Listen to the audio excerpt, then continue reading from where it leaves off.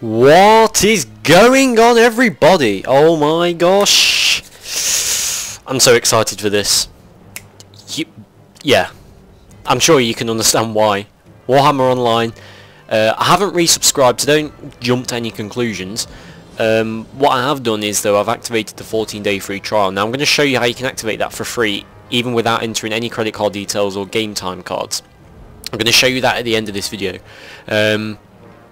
But I'm back for 14 days to play this game. I'm going to see what's happened because, you know, I've been unsubscribed from this game for over a year, but I've still been following. I've been checking back on the website every day, checking in the forums every day, you know, and some of the changes they've made I've actually quite like the sound of, so I'm going to see what they're like. Now, I've already logged in yesterday and checked out some of the changes, so I knew what I was talking about when I spoke to you guys about this.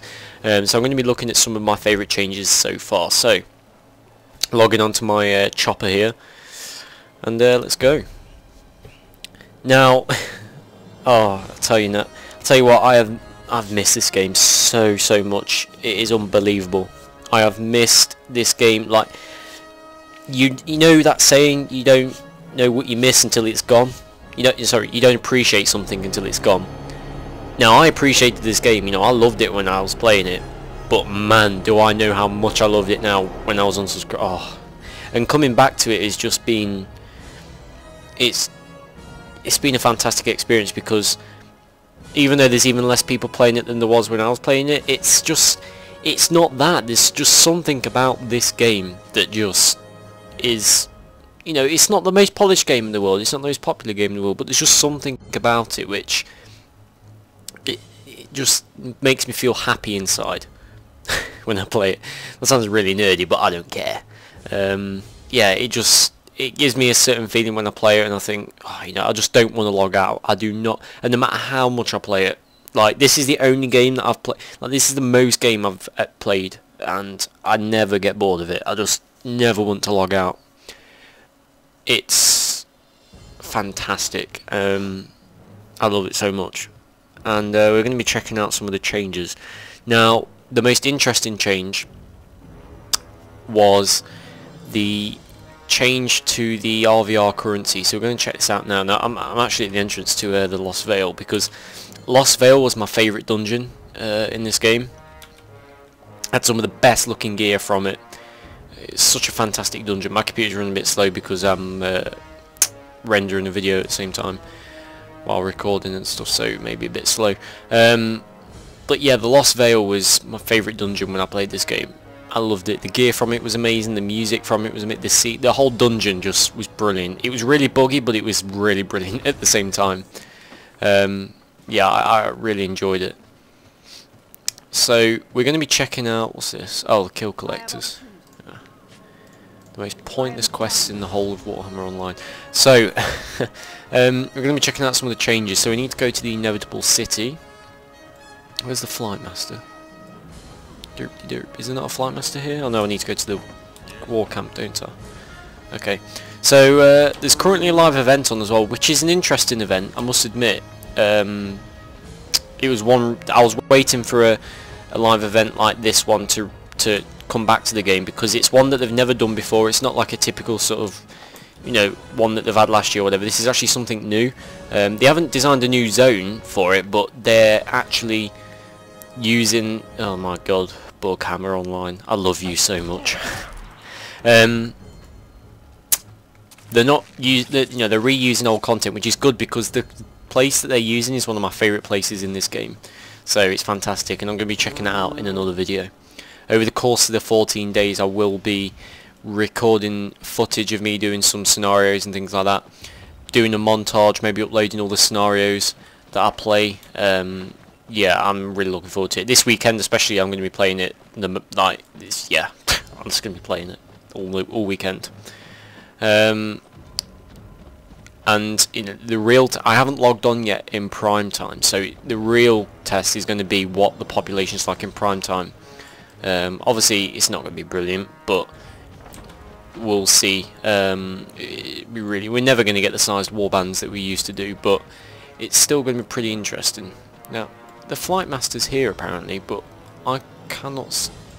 Apparently, the Flight Master is meant to be here, but there is no Flight Master here.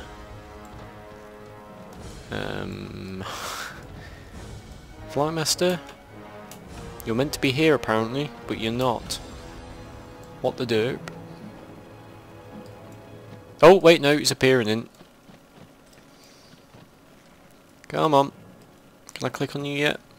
Yep, I can, solid. Right, let's go to the inevitable city. Oh, the inevitable city is actually... Jeez, wow, okay, the inevitable city is actually under siege at the moment. Wow, the one time I choose to record is actually the one time the inevitable city is actually under siege. That is a very rare occurrence. Wow, does that mean the server's more balanced then between order and destruction? Because past few months when I've been on the forums, everyone's been complaining it's just a destruction dominated at the moment on Carrick Norm. So that's interesting. Let's travel to the mall then and see how many people are AFK outside the gates.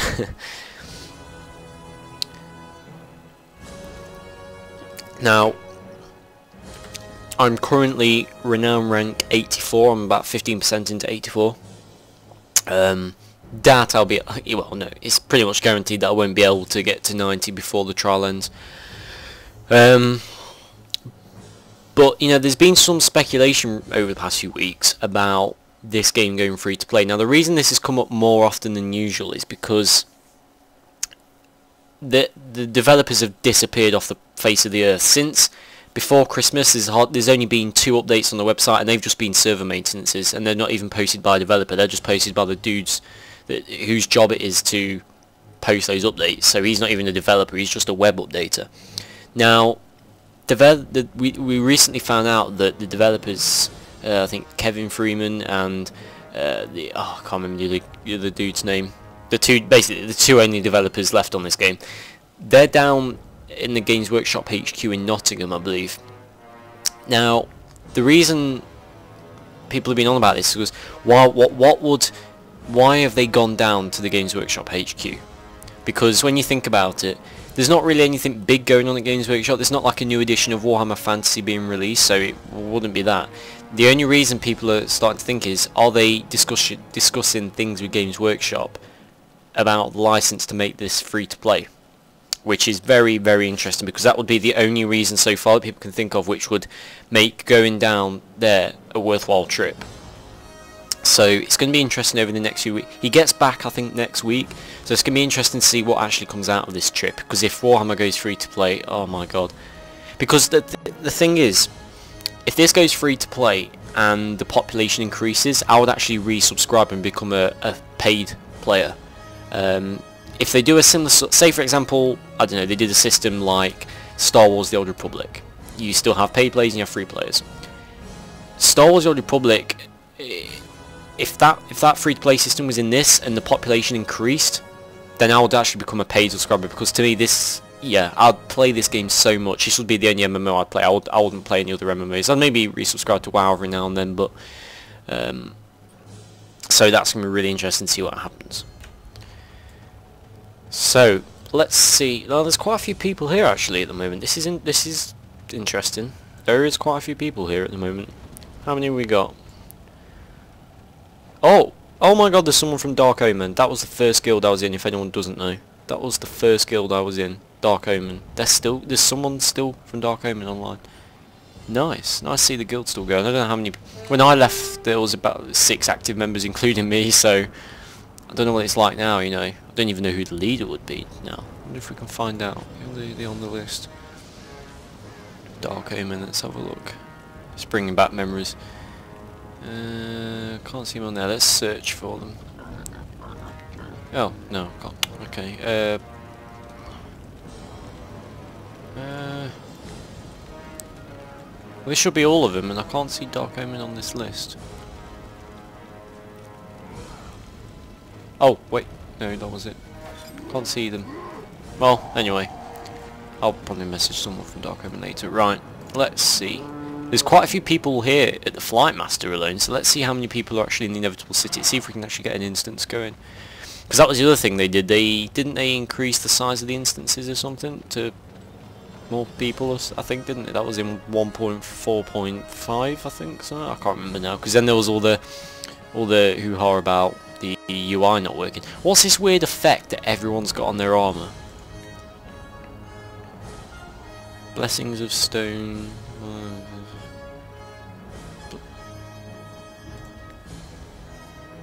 This Blessings of Stone, is that something to do? I think that's something to do with the event. Oh look. Oh, is that? That could probably be. I bet it's the reward for that then. What does it do? Toughness increased by 25%, wounds increased by 25%, renown gains increased by 50%.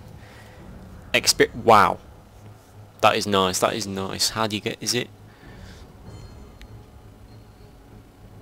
Oh no, it'd be that one. Edgestone. I wonder if I can get that then. What have I got to do to get that? Participate in Gates of Ekron scenario, that's easy. Complete the Stealing a Birthright quest. Oh, that's easy because you can just farm that. So I was doing that last night. Win the Gates of Ekron scenario, 500 points, not so easy. Safely escort, oh they're the things you got to escort, okay. Kill 25 enemies while benefit, decimate the forces, push them back and drive them into the... See, there's also, because they didn't actually post this live event on the website, but apparently one of the devs made a post about the reason they didn't post it is because it's going to lead on to a bigger event. And that's when they're going to post it, and that's also another reason why everyone thinks it's going to go free to play very soon, is because this big event could be like the launch event when it goes free to play. I don't know. I mean, if they are going to go free, I doubt it will go free to play soon, even if they are going to decide they're going to go free to play, because I mean, look how long it took Star Wars to go free to play. They had to make sure everything was ironed out. So we'll see. Right, there's not many people actually at the door, but there was a lot of people down there. But I'm not playing at peak time, so this is fairly good. I'm actually impressed, because oh, what the hell? You must must be ranked 30 or higher, must not be in combat, must not be branded a quitter. I'm not in either of them. Oh, was the siege ended or something? Is the siege ended? Destruction controlled. Oh, so we got it back? Oh, okay. Fair enough. So I can't actually fly there for an hour then. That sucks. Anyway, so yeah, I really want to show the RVR currency, so I'll have to log back on later or do that in another video actually, because that's very interesting.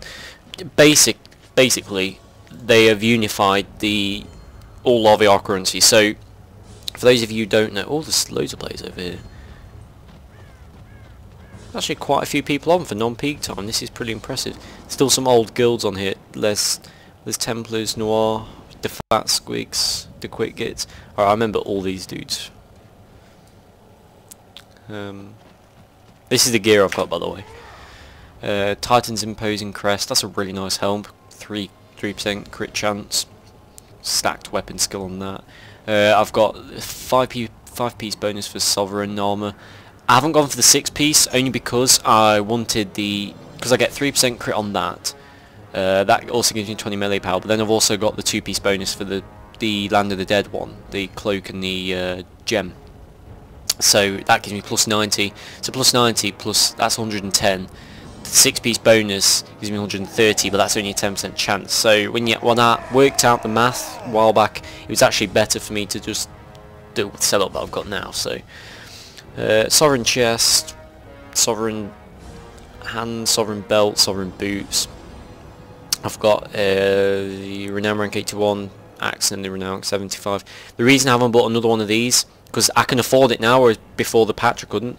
The reason I haven't bought another one for this hand is it only gives you 2 extra DPS for a start. The stats are literally a couple of points per skill. It's nothing that will make a major difference. And I'm just going to save up for the renown rank 90 stuff, so you know I may as well. And then I've also got the 3-piece bonus then for the glyphs.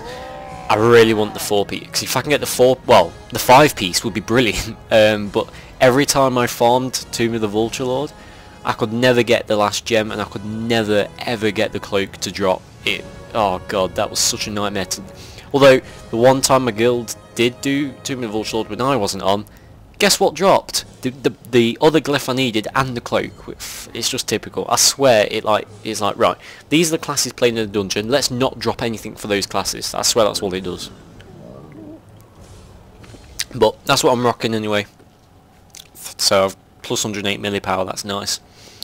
And that's what I've also changed the appearance of my gear too. I think this is like some of the best looking gear you can have. I'm using the Invader shoulder spikes. I also like the Dark Promise ones. That's what they look like, with like the skull on it.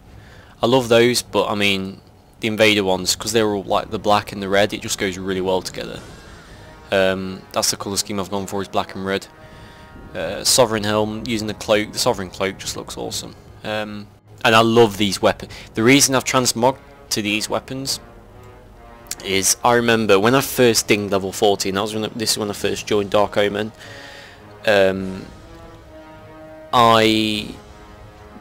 I saw another chopper with one of these weapons. It was called Lopper of the Blood Moon, I believe, the original one. Actually, I think I've got one of them in my inventory. Actually, have I?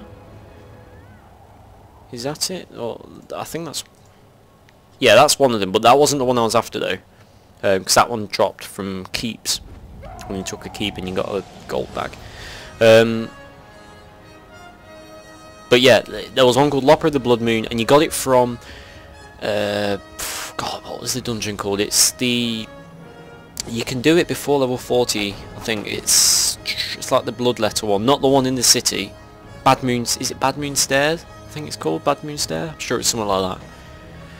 Blood Moon Stair, something. And that dropped from there, and I thought, oh, that weapon just looks amazing. Look at it. It just looks absolutely amazing. So I farmed that for ages, and when I first joined Dark Omen, I asked them, I said, you know, can we do a run of this dungeon? And we did a run and got dropped twice.